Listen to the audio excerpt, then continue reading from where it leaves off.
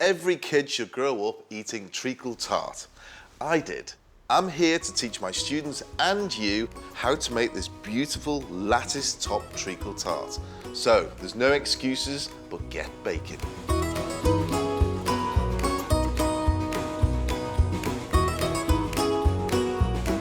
Treacle tarts are pretty simple, but simplicity has to be perfect.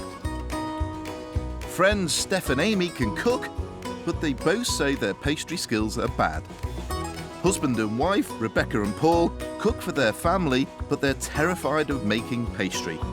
I guarantee that none of them will be scared after getting my essential tips for making great pastry, including how to get that pretty lattice top. Now, when it comes to pastry, we're going to be using the short crust. Now, what sort of pastry have you made before? Done a savoury pie with a pastry before. What pastry did you use? Just a short crust. Anybody else made pastry? Just sweet pastry. I've never tried anything else, but yeah. Right, to make a treacle tart, first of all, you have to get your pastry absolutely right. A lot of people put it in a blender and just blitz it, like breadcrumb, a little bit of liquid, job done. But actually, I'm going to do it by hand. I think it's easier and I think it's more controllable. In here, I've got plain flour. Now, plain flour has a less protein or less gluten than strong bread flour. And the reason being is because you don't want it to be rubbery, you want it to break, you want it to be short, hence the name short crust. Into my plain flour, I'm adding butter that's at room temperature. This is so it mixes with the flour quickly, and the less you handle it at this stage, the better. Rub the butter in with just your fingertips until it looks like fine breadcrumbs. A little bit of sweetener. Now I'm using icing sugar, and actually the main reason why I'm using icing sugar is because it's not grainy at all. So it's going in, it's adding a little bit of sweetness, and it's smooth, so I'm not going to get any graininess in there at all. Then add just enough water to bring it all together. Is that difficult? No. No, I'd have been tempted to add more water then. Why? Yeah. So I don't know, just because it didn't look like it was going to come together straight away, yeah. If you work it slightly, I'm not kneading it. I'm not beginning to stretch it. All I'm doing is forcing it together. So if you feel that now, you need to get out more. It's like Play-Doh. Yeah. One of the things you can do to test it is just rip a little piece off, roll it round into a little sausage and then break it.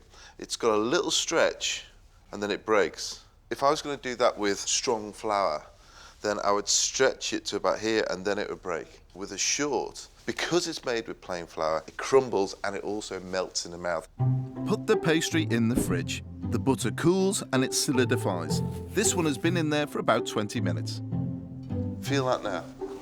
Basically what you've got is a pastry which is now quite stiff. When you roll it out, you'll find it easier. So now you've made your pastry, the next job is to roll it into a workable sheet. First, flatten out your pastry, then flour the surface and your rolling pin. When you roll, if you roll from the top and try and roll up, you end up making it very thin here and very flat at the top. So always go from the middle up, middle down, turn it a quarter, and then again up, and then down again. How thick should you roll it out to? You want it quite thin. So, how'd you get your pastry into the tin? Well, here's how I was taught to do it. You can roll it up, chuck it on, and then gather it into the middle. Be gentle but firm, if you know what I mean. I have ready rested pastry for my 4 students to work with. So what I'd like you to do is line your tin, please. Did I make it look easy? Yeah. So I'll go and get a cuppa.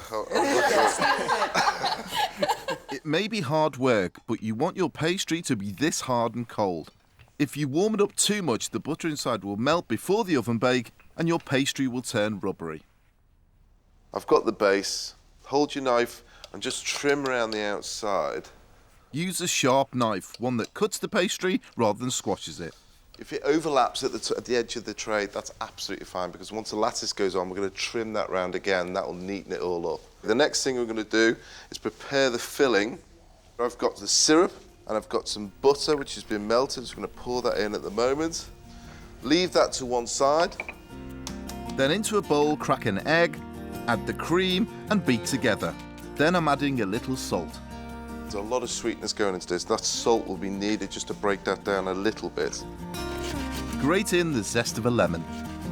Next, I've got some day-old breadcrumbs to stir in. Finally, pour in the syrup and melted butter mixture. The blend of breadcrumbs to the syrup needs to be just right. Not enough, and it'll be too chewy. Too much, and it won't set. So if your mixture doesn't look like this, add a few more breadcrumbs.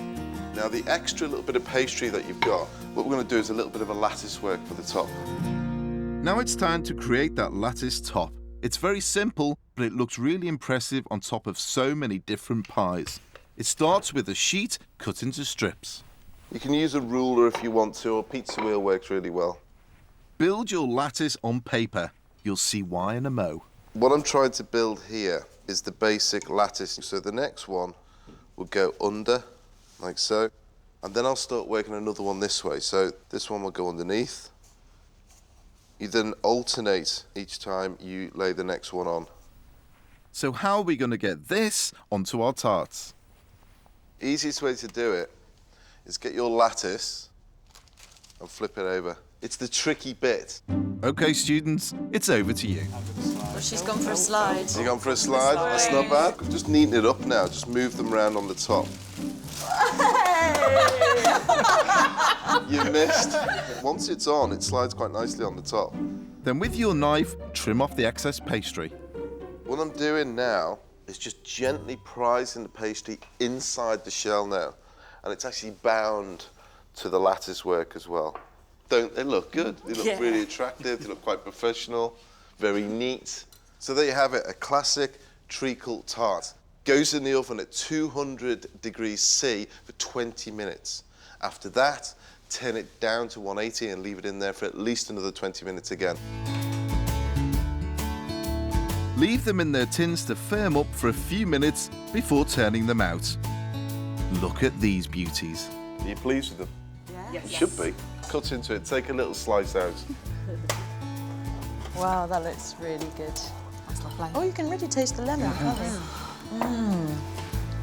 Perfect pastry is everything. It's crispy, it's crunchy, That's lovely. it's flaky as well.